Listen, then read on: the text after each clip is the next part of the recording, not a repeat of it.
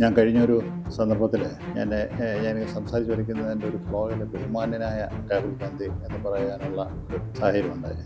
ഞാനതിൽ ഖേദിക്കുന്നു. ഇന്ത്യയുടെ പ്രതിപക്ഷ നേതാവിന് ചരിത്രം അറിയില്ല, രാഷ്ട്രീയ വിദ്യാഭ്യാസമില്ല. അദ്ദേഹത്തിനെ ഉപദേശിക്കുവാൻ നിൽക്കുന്നവർ അതിനേക്കാൾ നെഗറ്റീവ് പൊസിഷനിൽ നിൽക്കുന്നത്. ഞാനതിലേക്ക് കിടക്കുന്നത്, അതായത് ഇന്ത്യയെ നാളെ ഒരു ശത്രു രാജ്യത്തിന് ആക്രമിക്കണമെന്നുണ്ടെങ്കിൽ അന്ന് തന്നെ ഗേറ്റ് തുറന്ന് താക്കോലെടുത്ത് ശത്രുപക്ഷത്ത് കൊടുത്ത ആളാണ് ഇന്ത്യയുടെ ആദ്യത്തെ പ്രധാനമന്ത്രിയായ ജവഹർലാൽ നെഹ്റു. ഈ രാജ്യത്തെ വിൽക്കുകയായിരുന്നു. The most cunning real estate business has done. It was a barter system.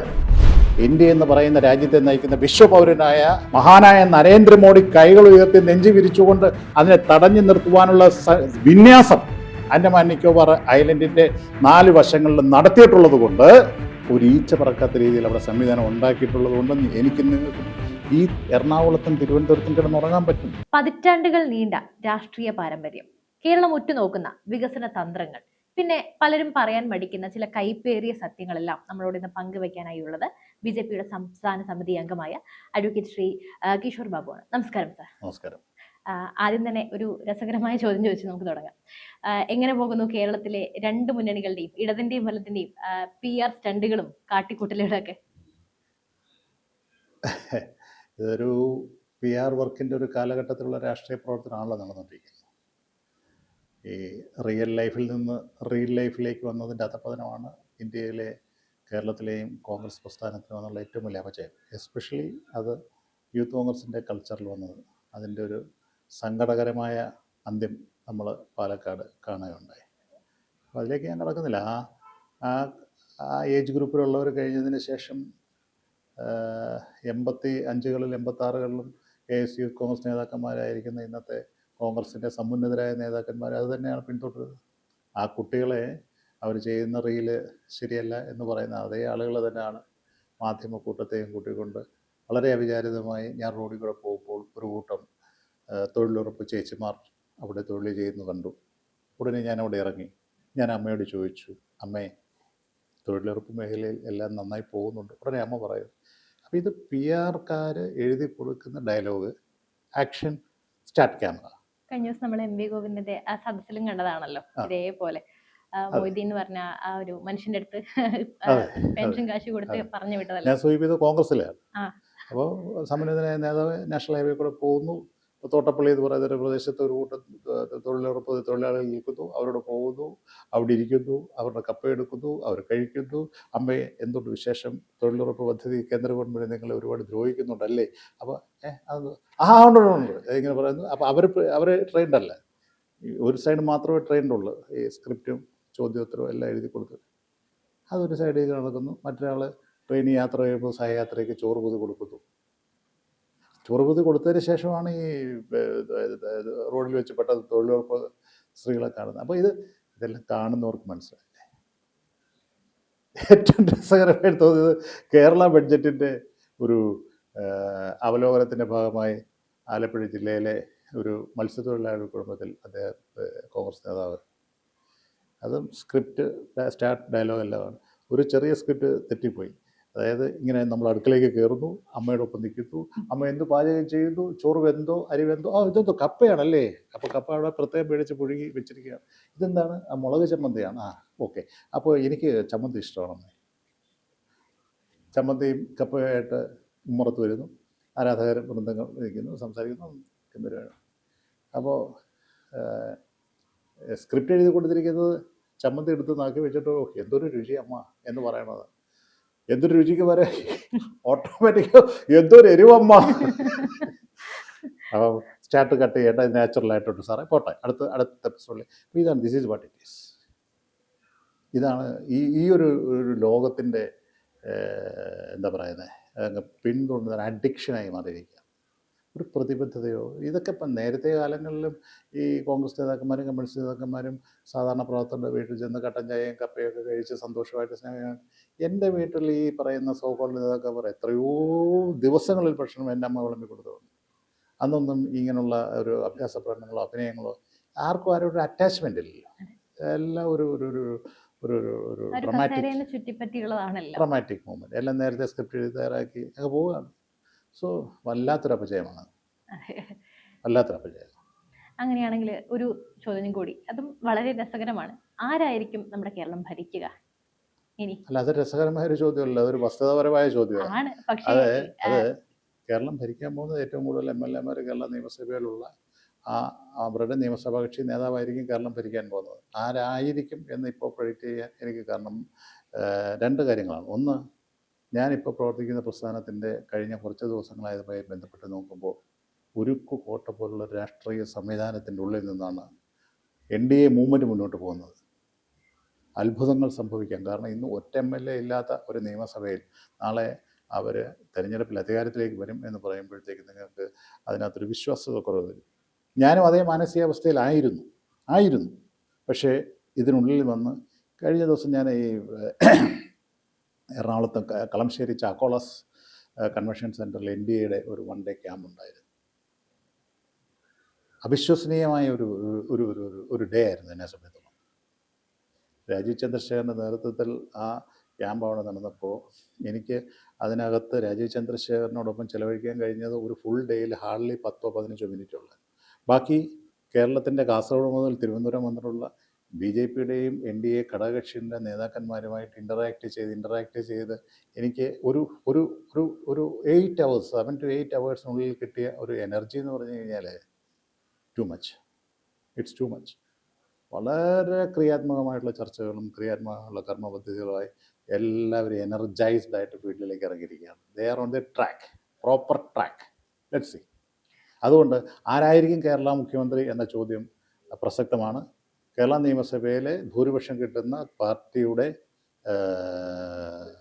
നേതാവായിരിക്കും മുഖ്യമന്ത്രി. അത് ആരായിരിക്കും എന്നുള്ളത് വരും ദിവസങ്ങളിൽ വെയിറ്റ് ചെയ്തേ പറ്റും.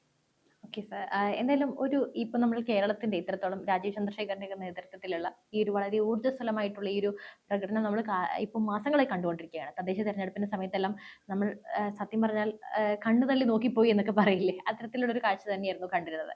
എന്നാൽ അതേസമയം നമ്മുടെ ഭാവി പ്രധാനമന്ത്രി, അതായത് കാലാകാലങ്ങളായി ഇന്ത്യയുടെ ഭാവി പ്രധാനമന്ത്രിയായി കോൺഗ്രസ് ഉയർത്തിക്കാട്ടുന്ന രാഹുൽ ഗാന്ധിയിലേക്ക് വരുമ്പോൾ അദ്ദേഹം നമ്മുടെ രാജ്യത്തിന് നാണം കെടുത്തിക്കൊണ്ട് ഉള്ള ഒരുപാട് നീക്കങ്ങൾ അദ്ദേഹത്തിന്റെ ഭാഗത്ത് നിന്ന് നമ്മൾ കണ്ടിട്ടുണ്ട്. ഇപ്പൊ ഏറ്റവും ഒടുവിൽ MM നരവനെയുടെ മുൻ നാവികസേന മേധാവി MM നരവനെയുടെ the 4 Stars of Destiny എന്ന പുസ്തകവും പിടിച്ചുകൊണ്ട് കാണിച്ചു കൂട്ടുന്ന കോലാഹലങ്ങൾ കണ്ടിട്ട് എന്ത് തോന്നുന്നു? വളരെ പ്രസക്തമായ ചോദ്യമാണ്. ഞാൻ കഴിഞ്ഞൊരു സന്ദർഭത്തിൽ ഞാൻ സംസാരിച്ചു വരയ്ക്കുന്നതിൻ്റെ ഒരു ഫ്ലോയിൽ ബഹുമാന്യനായ രാഹുൽ ഗാന്ധി എന്ന് പറയാനുള്ള ഒരു സാഹചര്യമുണ്ടായി. ഞാനതിൽ ഖേദിക്കുന്നു. കാരണം കരസേനാ മേധാവി നരവരെയുടെ 4 Stars of Destiny അങ്ങനെ ഒരു പുസ്തകം അദ്ദേഹം ഉയർത്തിക്കാട്ടിയില്ല.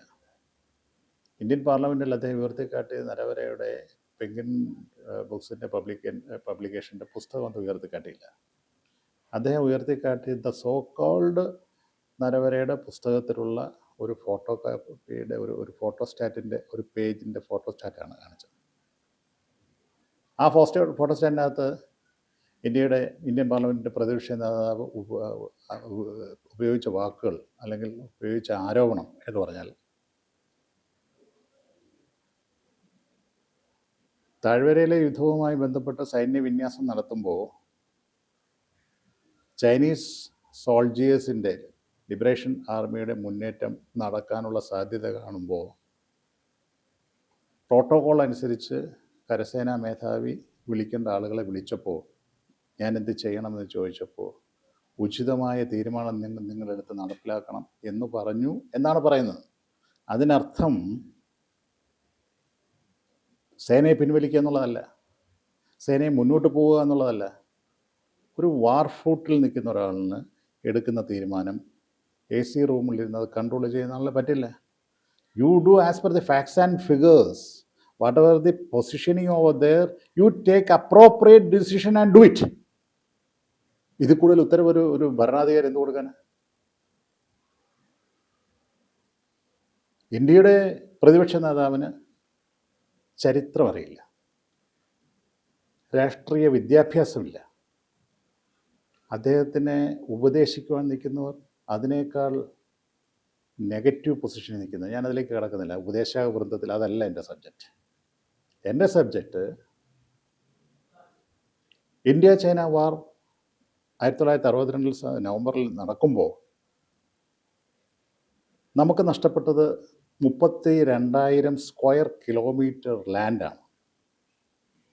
നമുക്ക് നഷ്ടപ്പെട്ട ഇന്ത്യൻ സോൾജേഴ്സിൻ്റെ നമ്പേഴ്സ്, ഒഫീഷ്യൽ നമ്പേഴ്സ് 21,000 നമ്പേഴ്സാണ്. Such a huge tragedy to us. And at the end of the day, we surrendered ourselves in a very, very ഇന്ത്യക്കാരൻ്റെ ആത്മാഭിമാനം നഷ്ടപ്പെട്ട ഒരു യുദ്ധ പരിണാമമായിരുന്നു, യുദ്ധത്തിൻ്റെ അവസാനം വന്ന് സംഭവിച്ചത്.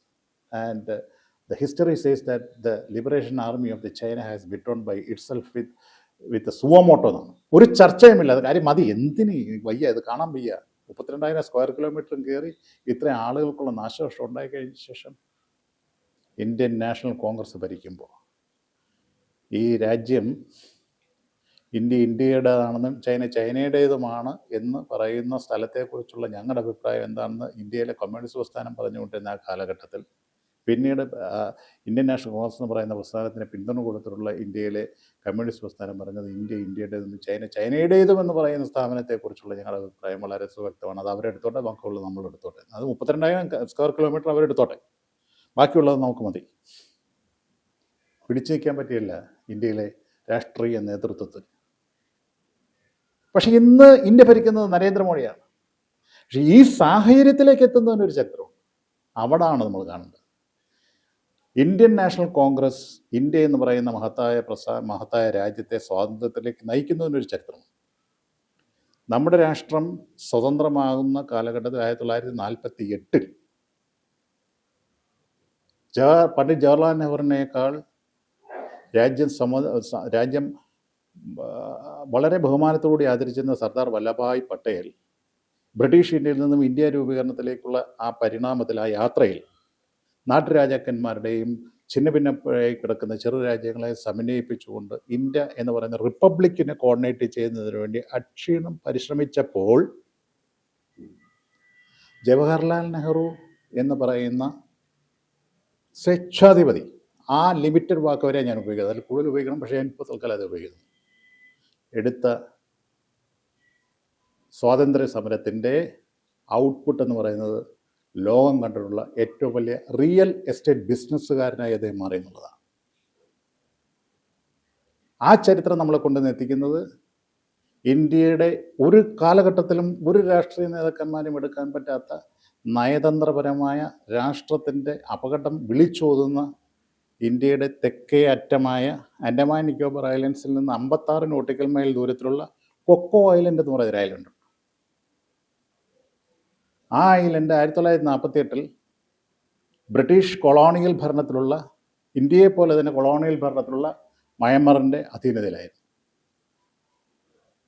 ജവഹർലാൽ നെഹ്റു ഒഴിച്ച് ഇന്ത്യയിലെ മുഴുവൻ കോൺഗ്രസ് നേതാക്കന്മാരെ ആവശ്യപ്പെട്ടത് നമുക്ക് മറ്റ് ഒരു സ്ഥലം കിട്ടിയില്ലെങ്കിലും ആ 1200 സ്ക്വയർ കിലോമീറ്റർ വിസ്തൃതിയുള്ള കൊക്കോ ഐലൻഡ് എന്ന് പറയുന്ന ആ സ്ഥലം നമുക്ക് കിട്ടിയിരിക്കണം, ആ ഐലൻഡ് നമുക്ക് കിട്ടിയിരിക്കണം. The reason because of that the most strategical part of our country.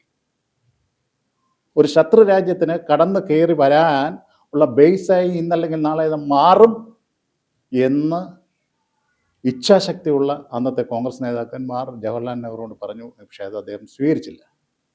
Bay of ബംഗാളിലെ ആ ചെറിയ ഐലൻഡിലെ മറ്റൊരു പുറം രാജ്യത്തു നിന്ന് ഒരു ആയുധ സന്നാഹം വന്നു കഴിഞ്ഞാൽ 54 നോട്ടിക്കൽ മൈൽ ദൂരമുള്ള ആൻഡമാൻ നിക്കോബാർ ഐലൻഡിലേക്ക് വിന്യസിക്കാം.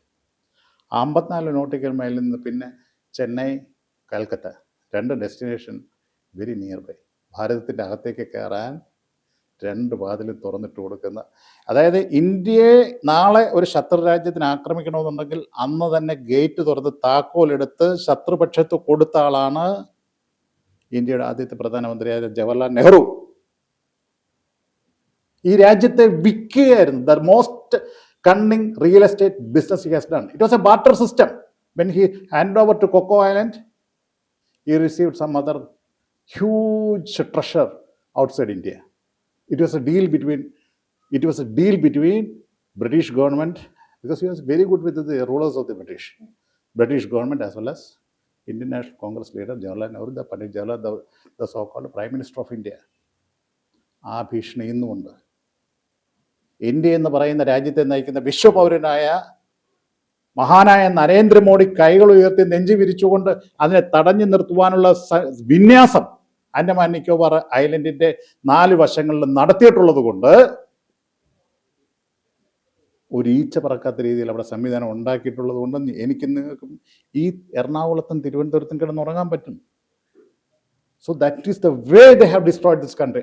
ആ കുടുംബത്തിന്റെ താഴെയുള്ളൊരുത്തൻ ഒരു ഫോട്ടോസ്റ്റാറ്റ് എടുത്ത് ഇന്ത്യൻ പാർലമെന്റിൽ നിന്ന് പറയുകയാണ്, ഇന്ത്യ ഒരു രാജ്യത്തിന്റെ രാജ്യസുരക്ഷയുമായി ബന്ധപ്പെട്ടുള്ള ഒരു കാര്യത്തെക്കുറിച്ച് സംസാരിക്കുമ്പോൾ, ഇന്ത്യൻ പാർലമെന്റിൽ സംസാരിക്കുമ്പോൾ, ലോകം മുഴുവൻ കണ്ടുകൊണ്ടിരിക്കുമ്പോൾ അതിനകത്തൊരു ഉത്തരവാദിത്ത ബോധം കാണിക്കട്ടെ.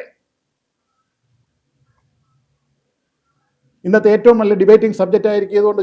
ജസ്റ്റ് ടേക്ക് ഇന്ന് ഇറക്കാൻ പറഞ്ഞ് ഏതെങ്കിലും ഉപദേശി ആ ഒരു പേപ്പർ കഷ്ണം എടുത്ത് കൊടുത്തു കഴിഞ്ഞു കഴിഞ്ഞാൽ അതിനെക്കുറിച്ച് പഠിക്കണ്ടേ? So the most failure opposition leader which ever seen by India is Rahul Gandhi. Rahul ഗാന്ധിക്ക് യഥാർത്ഥ ചരിത്രം അറിഞ്ഞിരുന്നുവെങ്കിൽ അദ്ദേഹം ഒരിക്കലും ഒരക്ഷരം മിണ്ടുകയില്ലായിരുന്നു. എന്നാലും അദ്ദേഹത്തിന്റെ കുടുംബം തന്നെയാണ്, അദ്ദേഹത്തിന്റെ മുൻ തലമുറകൾ തന്നെയാണ് അദ്ദേഹത്തിന് നേരെ വിരൽ ചൂണ്ടുന്നത്. എന്തായാലും സർ, നമുക്ക് നമ്മുടെ സംസാരം ഇനിയും തുടരും. മറ്റൊരു പാർട്ടിലേക്ക് വീണ്ടും പോകും.